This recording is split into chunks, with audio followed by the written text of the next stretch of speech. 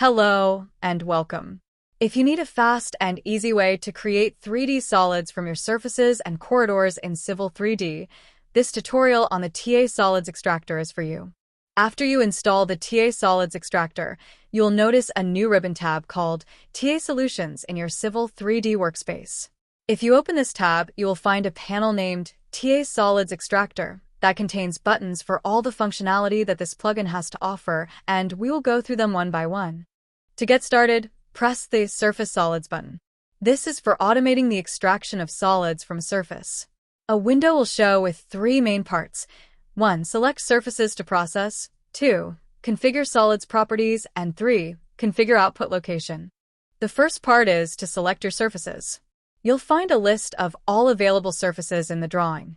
You can select multiple items from the list, or use the buttons below to select all, unselect all, or even select them directly from the drawing. In the Properties section, first, enter the desired depth. Use a negative value to extend the solids downward. Next, select a layer and color for the new solids. You can either use the layer's default color or choose a custom color. Finally, choose your output location. You can create solids in your current drawing or a separate external file. If you choose an external file, the plugin safely adds the solids to it. It won't overwrite any of your existing work, and it will even create a new file for you if the selected file doesn't exist. Now press Create and you will notice a loading screen showing that the solids are being extracted. Once the extracting finishes, you will see the Extraction Completed message. Press the OK button. The window will close. Now let's open the file. You will see that all solids have been extracted successfully. The next feature is extracting corridor solids. To get started, press the Corridor Solids button in the ribbon panel. You will see a window open that has two sections. The first one is to select corridors to process, and the other one is to configure the output location. First, select your corridors. You can select from the list or by using the buttons right beside it.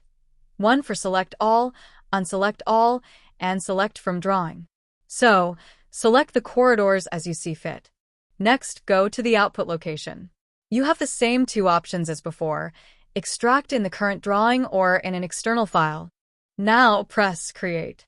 Just like before, a loading screen will show the extraction in progress.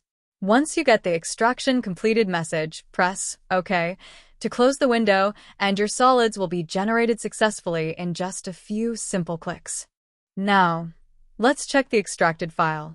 You will see that all the corridor solids have been successfully extracted.